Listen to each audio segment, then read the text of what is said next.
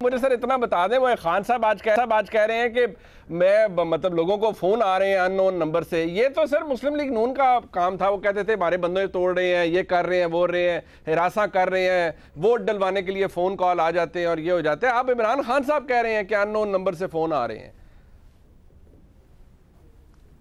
अरे देखिए, इनके पास तो इतनी एडवांस टेक्नोलॉजी है। आपको याद है कि एक साहब जिन्हें चादर में छुपाया गया था, वो एक आला लगा रहे थे, कैसा पकड़ा इन्होंने जी। तो आजकल अननोन नंबर का सुराग लगाना, आई एम श्योर इनके पास वो टेक्नोलॉजी होगी जी, ज़बरदस्त होगी। अब मुसीबत ये है कि जो चीज़ें खुद की हुई हैं ये फ़र्ज कर लिया जाता है। मैंने जिस राह से आपके घर में चोरी की होगी ना, तो जब मेरे यहाँ भी उसी अंदाज की चोरी होगी तो मैं कहूँगा यार साइयां नहीं काम में। सीधी सी बात है भाई मेरे। एक आपने इस सिस्टम को खराब करना है, ये नहीं मानेंगे। सुप्रीम कोर्ट भी कल को फैसला कर दे, नहीं मानेंगे। इन्हें चाहिए ऐलान करें कि उस्मान बुज़दार बहाल। अरे भाई कैसे, आपने तो खुद उससे इस्तीफा दिलवाया।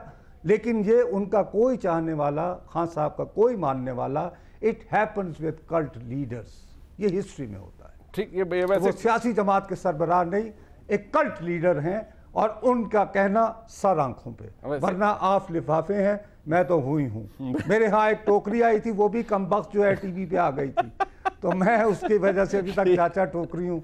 तो भाई मैं और बदनामी नहीं चाहता, आराम से इज्जत की मौत मरना चाहता हूँ। बिल्कुल सर, हमारे साथ रहिएगा। बराड़ साहब एक बात है, चले अगर हम इस बिटरनेस को भी एक साइड पे रख दें, एक बात, चलिए खुद बड़ी अच्छी खुशाइंद बात की कि फैसला आ गया, उसे मानना चाहिए। लेकिन पाकिस्तान तहरीक इंसाफ तो कह रही थी कि ये फैसला हम इसके खिलाफ भी अपील में जा रहे हैं, अपील में जाना हक है। लेकिन चौधरी साहबान भी कह रहे हैं कि जी हमें अदालतों से बड़ी उम्मीद है और ये गलत फैसला है, इसमें तो ये नकायस हैं। आपको लगता है ये चीज़ यहाँ रुक जानी चाहिए, या आपको लगता है कि नहीं, इसमें ये जो आया है फैसला, इसमें बड़े प्रॉब्लम्स हैं और इन्हें ठीक होना चाहिए, हमजा शहबाज शरीफ का इलेक्शन सिरे से गैरानी था और उसको कलअदम होना चाहिए? ये सब यहाँ तक तो फैसला होता है, लेकिन कुछ चीज़ें तो हैं ऐसी। मुस्लिमों ने जैसे टाइम नहीं दिया, विद इन 24 आवर्स उन्होंने कहा है। तो ये क्या है कि प्रोरोग नहीं होगा जब तक इलेक्ट नहीं होता, जब तक इंतखाब मुकम्मल नहीं हो जाता। जी हाँ, चीफ मिनिस्टर इलेक्ट नहीं होता और फिर नेक्स्ट डे 11 बजे तक उसका ओथ नहीं होता।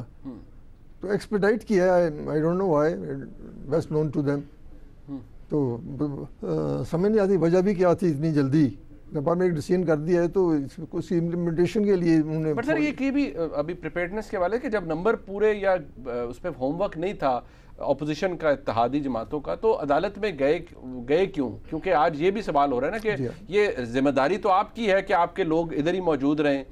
हज की ख्वाहिश रखने के लिए या छुट्टियां हैं गर्मियों की, वेकेशन की ख्वाहिश तो मुस्लिम लीग नून के इत्तेहादी जमातों में भी होगी कि जी कोई लोग हज की सादत के लिए जाना चाहते होंगे, कोई लोग और किसी दौरे के लिए मुल्क से बाहर जाना चाहते होंगे, तो उन्होंने अपने लोगों को इकट्ठा रखा है। वेरएज़ आपके लोग इधर उधर हैं, मुल्क के या दुनिया के मुख्तलिफ हिस्सों में कुछ मेंबर्स हैं, तो ये प्रिपेयर्डनेस की तो कमी थी। तो नेचुरली है जी कि ट्यूसडे को हमारा सेशन था असेंबली का, ठीक, फिर नेक्स्ट ट्यूसडे तक उन्होंने एडजर्न कर दिया। ठीक है, that means you have 7 days to go home और एनीवेयर। ये नहीं constituency, you can go anywhere. अगर डेली रखते सेशन, चलो जो भी था, तो रेगुलर लोग यहाँ रहते, कुछ ना कुछ रहता। उनके तो सेशन हो रहे हैं, इसलिए वो लोग यहाँ हैं, वो लोग यहाँ पर। ये खैर ये भी एक अच्छी बात है कि एटलीस्ट आपको इस बात का इदराक हो रहा है कि प्रिपेयर्डनेस बिला वजह तो कोई नहीं रहता ना, कोई बहाना कोई होना चाहिए, ऑब्लिगेशन है। अच्छा, ये तलाल चौधरी साहब, वैसे फिर वो आपको बुरा लग जाएगा, लेकिन अब आजकल आपको हर कोई अच्छा लग रहा है। आजकल आपको, आप कह रहे हैं इदारे भी बड़े अच्छे हैं, वो न्यूट्रल हैं क्योंकि बड़ा मामला दुरुस्त जा रहे हैं। लेकिन आपके वक्त में आप लोग यही शोर मचाते थे कि जी वो वोट डलवाना है तो जी अननोन नंबर से फ़ोन आ गया है, इत्तेहादी तो असल हमारे साथ मिले हुए हैं लेकिन मजबूर हैं कि उन्हें फ़ोन आ जाता है। आज अगर इमरान खान साहब कह रहे हैं तो मुमकिन है वो बात दुरुस्त कर रहे हों, क्योंकि आज तो उन्होंने एक तकरीर के अंदर कहा है और वो सेमिनार था उसके अंदर उन्होंने कहा है और हज़ारों लोगों ने सुना है, टेलीविज़न के ऊपर आया है, तो यकीनी तौर पर उनकी बात में कुछ सब्सटेंस होगा तो उन्होंने बात की होगी ना। आप कैसे कह सकते हैं कि आपका इल्ज़ाम सच्चा होता था और इमरान खान साहब झूठ बोल रहे हैं? देखिए, इमरान खान साहब ये जो बातें कह रहे हैं हम भी कहा करते थे और उसके बाद हम एक फोरम है इलेक्शन कमीशन, वहां पे एक डस्का क्या इलेक्शन, जिसमें ये तमाम शिकायत के फोन कहाँ से आए, कैसे प्रिजाइडिंग अफसरों को लेके गए, किसने हदायत दी, किसने पैसे दिए, किसकी फैक्ट्री थी, किसका दफ्तर था, फिर उसकी तहकीक हुई और उस हमारी एक एक बात ये एक वो सही निकली। उसके बाद बात यह है कि हमारी बातों को किसी न किसी आदमी ने, जिनको फोन आते थे, वो इंडोज करते थे। अब रही बात कि अगर सिर्फ आपने बहाना साजी करनी है, इलेक्शन चीफ इलेक्शन कमीशन को आप गाली दे रहे हैं, अदालत का फैसला आपको पसंद नहीं आता जब तक के बुजदार हुकूमत में नहीं होगा और इमरान वजीर आजम नहीं होगा, कोई इससे कम फैसला पसंद नहीं है। न्यूट्रल कह के जो तनकीद और तनकीद फरमा रहे हैं, वो मेरा ख्याल है वो भी पहले कभी नहीं हुई। सो ये तमाम एटम बम आप कहते हैं इस मुल्क पर फेंक देना चाहिए, क्योंकि मैं इस वक्त इख्तिदार में नहीं हूं। उसके बाद आप आते हैं, कहते हैं आग लगा दो, बंद कर दो इस मुल्क को, और आपने अमली तौर पे आग लगाने की कोशिश भी की। तो ये सारी चीजें जो है सिर्फ इससे अगर जो मर्जी कर लें, इनको पसंद नहीं आएंगी। बाकी रही ये, मैं देखिए ना, रोए ना मर्द जो होते हैं वो ये भी साहब वो रोते नहीं है ना। आप लीडर है, रोज लेक्चर देते कौम को खौफ, और खौफ आप पे सबसे ज्यादा है। यानी आप किसी अननोन नंबर की कॉल से डर गए, या उसके बाद आप कभी बनी गाला, कभी हेलीकॉप्टर, कभी पेशावर जाके छुप जाते हैं और लोगों को कहते खौफ से निकले। और उसके बाद हमें क्या वो अननोन कॉलें भी आई, धुंध में थैले भी थे, हुकूमतें भी आपकी थी।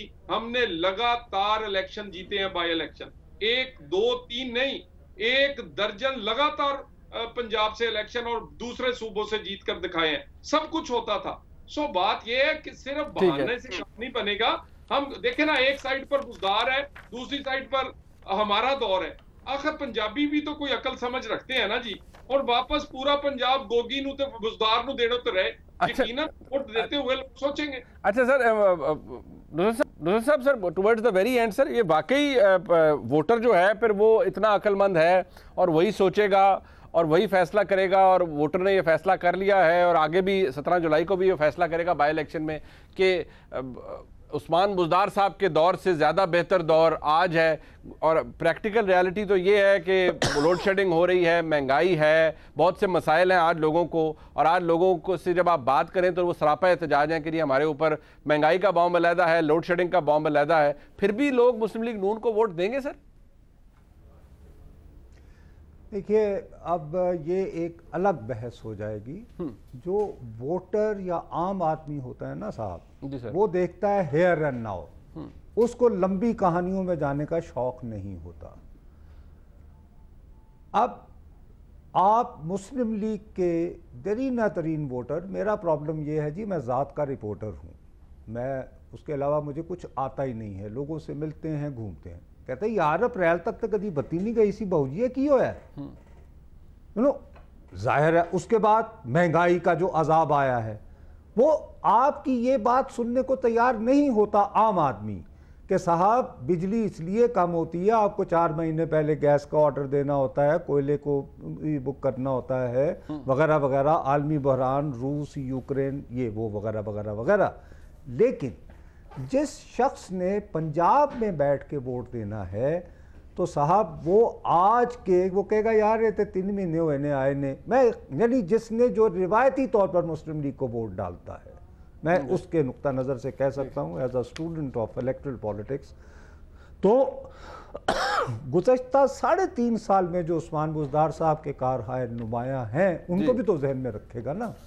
उसको कम से कम अभी एक थोड़ी सी ट्रेन नज़र आती है, ये वो, तो ये जो लोड शेडिंग ये वो, इसका वफाकी हुकूमत पे ज़्यादा असर पड़ता है। फिर धड़ेदारी, फिर ये कि हल्कों के अंदर कौन किसने जितना अच्छा काम किया है। अब मिसाल के तौर पर इस वक्त जो मैं हल्कों के नाम नहीं लेता, लेकिन 1-2 बंदे जो अब मुस्लिम लीग नून के मुकाबले में और तहरीक इंसाफ के मुकाबले में इंडिपेंडेंट इलेक्ट हुए थे, तो वो अपने लोकल हवाले से रॉबिन हुड्स हैं। यानी वो जरा उनका हाथ, वो यानी फयाज हैं, चलें अच्छे लफ्जों में यूं कह लीजिए, लोगों का ख्याल रखते हैं तो वो जीत जाएंगे। तो अभी उनके पास साथ में मुस्लिम लीग नून का टिकट भी है।